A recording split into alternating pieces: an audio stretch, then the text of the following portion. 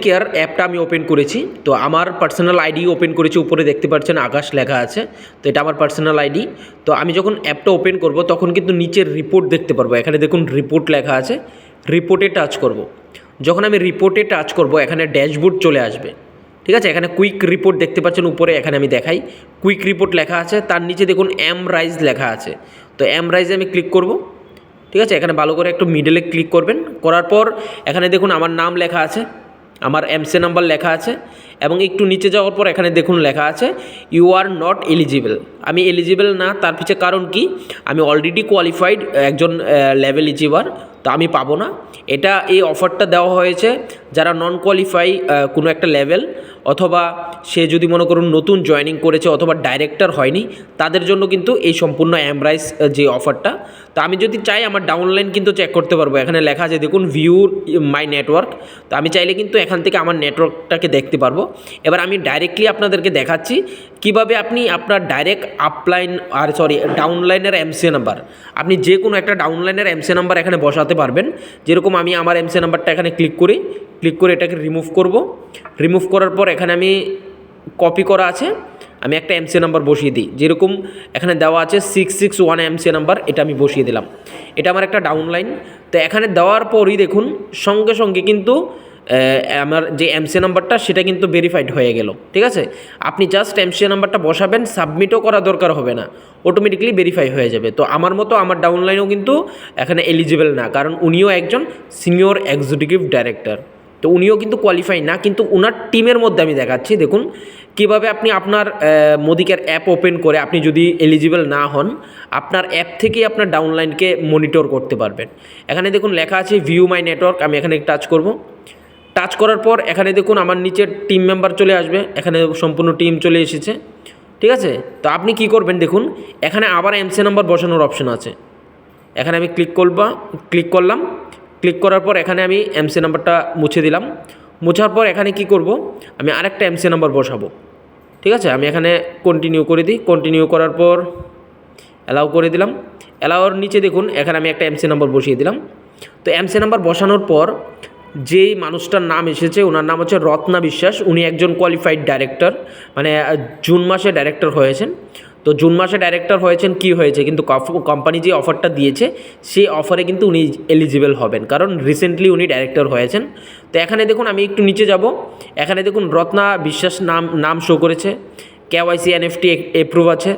তার নিচে আমি যে কোনো একটা লোকেশন সেট করব, যেরকম আমি চাইছি ওনাকে গোয়া নিয়ে যাওয়ার জন্য, তো গোয়া সিলেক্ট করা আছে অলরেডি। তো গোয়ার একটু নিচে যাওয়ার পর এখানে দেখুন লেখা আছে যে আমার যে জার্নি, এখানে লেখা আছে ইউর জার্নি। তো এখানে পয়েন্টগুলো মেনশন আছে দেখুন। ফার্স্ট মান্থ জুনতে কিন্তু আমি 2 পয়েন্ট কামিয়েছি, এবং জুলাইয়ে কিন্তু 1 পয়েন্ট কামিয়েছি। তো এখানে দেওয়া আছে সম্পূর্ণ রিপোর্ট গ্রোথ পয়েন্ট, মানে আমি 3 পয়েন্ট কামিয়ে নিয়েছি, আরও 15 পয়েন্ট, মানে 15 পয়েন্টের মধ্যে থেকে আমার 3 পয়েন্ট হয়ে গেছে। আর টোটাল আমার 5 মাস টাইম আছে, এখানে দেওয়া আছে দেখুন মান্থ লেফট 5 মান্থ। ঠিক আছে, July, August, September, October, November, মানে আমি আর 5 মাসের মধ্যে কত পয়েন্ট করতে হবে এখানে দেখুন লেখা আছে নিড 12 পয়েন্ট ইন 5 মান্থ, মানে আমি 5 মাসের মধ্যে আমার আরও 12 পয়েন্ট লাগবে। ঠিক আছে, তো এখানে দেখুন একটা ট্র্যাক করার জন্য অপশন দিয়েছে, এটা ফুল যখন হয়ে যাবে তার মানে কি আমি কোয়ালিফাই। এবার একটু নিচে আসার পর এখানে দেখুন মাই নেটওয়ার্কে অলরেডি সিলেক্ট আছে, তো আমি এটাকে মাই ওয়ার্কে নিয়ে আসবো। মাই ওয়ার্কে যখন নিয়ে আসবো তখন আমি দেখতে পারবো যে আমার টিমের মধ্যে কে 50 পিবি করেছে এবং কার মাধ্যমে আমি গোয়া কোয়ালিফাই হচ্ছি।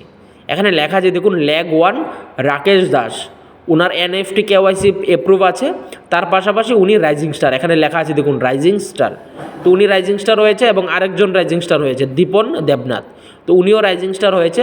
এবার 2টা রাইজিং স্টার হওয়ার কারণে আমি কিন্তু 1 পয়েন্ট পেয়েছি, এখানে দেখুন 1 পয়েন্ট লেখা আছে। ঠিক আছে, তো আমাকে নেক্সট মান্থ থেকে আমাকে কিন্তু পয়েন্টটা বাড়িয়ে নিতে হবে, পয়েন্টটা আমার 2 পয়েন্ট করলে আর হবে না। তো কোম্পানি যেহেতু আমাদেরকে একটা মাস বোনাস দিয়েছে, কিন্তু বোনাসটা আমরা এনি মান্থ, যেরকম এখানে দেখুন লেখা আছে জুলাই টু নভেম্বর, তো জুলাই টু নভেম্বরের মধ্যে যে কোনো একটা মাস কিন্তু সমস্যা আসতে পারে। তো যার কারণে কিন্তু আপনি স্কিপ করবেন না, এই মাসটা কিন্তু কন্টিনিউ করার চেষ্টা করবেন।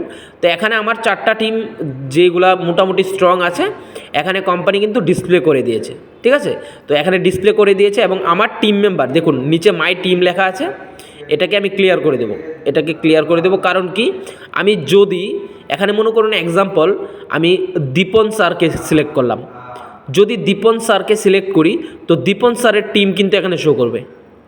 দীপন স্যারের 3জন টিম মেম্বার যারা এই লাইনে আছে, মানে গোয়া কোয়ালিফিকেশনের লাইনে নেই কিন্তু রাইজিং স্টারের লাইনে আছে, এখানে শো করছে। ঠিক আছে, তারা 3জন কিন্তু রাইজিং স্টার করেছে, দেখুন 30 পিবি, 54 পিবি, এখানে 25 পিবি।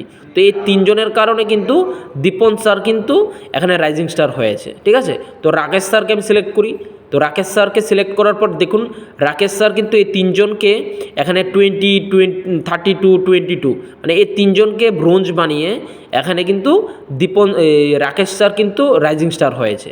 তো এখানে মেন ব্যাপারটা হচ্ছে কি, আপনি যাকে সিলেক্ট করবেন, যেরকম প্রিয়াঙ্কাকে আমি সিলেক্ট করলাম, প্রিয়াঙ্কাকে সিলেক্ট করার পর দেখুন প্রিয়াঙ্কার নিচে কোনো লিস্ট নেই। তার মানে কি, প্রিয়াঙ্কা নিজে 51 পিবি করেছে কিন্তু তার নিচে কেউ করেনি, যার কারণে উনি রাইজিং স্টার হয়নি। তো এখানে রত্না ম্যামের কী করতে হবে, প্রিয়াঙ্কাকে রাইজিং স্টার বানাতে হবে। তার পাশাপাশি এখানে পূর্ণিমাতে আমি ক্লিক করি, দেখুন পূর্ণিমার নিচেও কিন্তু কোনো লিস্ট নেই। তার মানে কি, যখন ক্লিক করবেন লিস্ট না আসবে, এখানে ক্লিক করলাম, লিস্ট যদি না আসে তার মানে কি সে ব্যক্তিটা রাইজিং স্টারের জন্য কাউকে এখনও বাজার করায়নি। ঠিক আছে, তো আপনি যাকেই করবেন সে যদি 1জন 2জন যাকেই করায় তার লিস্ট আসবে। এবং আমি কি করব, এখানে এখন মাই নেটওয়ার্কে চলে যাব। এবার রত্না ম্যামের নেটওয়ার্কে প্রায় 71 জন মেম্বার আছে। এবার আমি দেখিনি 71 জনের মধ্যে কতজন বাজার করেছে। এবার এখানে যাওয়ার পর দেখুন একটা ব্যক্তিও আপনি মিস পাবেন না যে ব্রোঞ্জ সিলভার হয়নি। সবাই 21 PB, 20 PB, 22 PB, 50 PB, 30 PB, 29 PB এরকম করে সবাই কিন্তু করেছে, কেউ কিন্তু মিস নেই। এই লুকটা মিস আছে তুষার, এই লুকটা এবং লক্ষ্মী, এই 2জন কিন্তু মিস না, সরি লক্ষ্মীও আছে তুষারও আছে। এখানে দেখুন লেখা আছে 53 পিবি, এখানে লেখা আছে 68 পিবি, লক্ষ্মী 68 পিবি করেছে। তো আমি একটু নিচে যদি যাই তাহলে আমি দেখতে পারবো এখানে টোটাল ডিটেলসটা। তো এখানে সবাই মোটামুটি সবাই করেছে, শুধুমাত্র এই লুকটা 4 পিবি করেছে, পূর্ণিমা লুকটা যে 4 পিবি করেছে, তো যার কারণে উনি কিন্তু কোয়ালিফাই না। ঠিক আছে, তো এখানে দেখুন সম্পূর্ণ ডিটেলস কিন্তু আপনি পাবেন। তো এরকম করে আপনি এখানে যারাই বাজার করেছে সবাই কিন্তু বাজার করেছে, খালি 1জন 2জনকে ছেড়ে। তো উনি রত্না ম্যাম উনি রিসেন্টলি ডাইরেক্টর হয়েছে, মানে গত মাসে ডাইরেক্টর হয়েছে, আমরা এই মাসে সেলিব্রেশন করেছি। তো নেক্সট মান্থে আমরা একটা বড় প্রোগ্রাম করব, ওনাকে সেলিব্রেশন করব। তো আপনাদের ওই সাইডে মানে আপনি যেখান থেকে ভিডিওটা দেখছেন আপনাদের এখানে কীরকম সেলিব্রেশন হয় সেটা আমাকে অবশ্যই কমেন্ট বক্সে বলে যাবেন। ঠিক আছে, তো আশা করি এখানে বুঝতে পেরেছেন। এখানে আপনাকে সিম্পল এমসি নাম্বার বসাতে হবে। আপনি যদি আপনার টিম মেম্বারের কিছু দেখতে চান, যখনই আপনি অ্যাপটা ওপেন করবেন আপনার এখানে নো এলিজিবল দেখাবে। ঠিক আছে, তো এলিজিবল যখন দেখাবে না তখন এখানে দেখুন এমসি নাম্বার বসানোর অপশন আছে, যেরকম আমি আবার দেখাই। ঠিক আছে, এখানে আমি এটাকে ক্যান্সেল করে দিলাম, এখানে আমার এমসি নাম্বার বসাই, এখানে আমার এমসি নাম্বার, এখানে আমার এমসি নাম্বার বসালাম। বসানোর সঙ্গে সঙ্গে দেখুন এখানে আমাকে দেখাচ্ছে যে আমি এলিজিবল না কিন্তু। ঠিক আছে, কিন্তু আমার টিমের মধ্যে যারা আছে তাদের কিন্তু দেখাবে লিস্ট। ঠিক আছে, আমি একটু আগে মাই নেটওয়ার্ক যেখানে 32 জন দেখাচ্ছে সেটা হচ্ছে রাকেশের টিমের। ঠিক আছে, তো ওনার টিমের নিচের লুকগুলো দেখাচ্ছে, আমি এটাকে ব্যাক করে দিচ্ছি। এবার ব্যাক করে দিলে কিন্তু দেখাচ্ছে কি আমি আমার নেটওয়ার্কের মধ্যে গিয়ে দেখতে পারবো। ঠিক আছে, তো আশা করি বুঝিয়ে দিয়েছি। যখন আপনি ডাইরেক্টরের অ্যাভাব হবেন তখন আপনি এখানে এসে আপনার টিমের যে কোনো একজন মেম্বারের এমসি নাম্বার বসাবেন, যেরকম আমি আবার একটু দেখিয়ে দিই। ঠিক আছে, আমি এমসি নাম্বারটা মুছে দিলাম।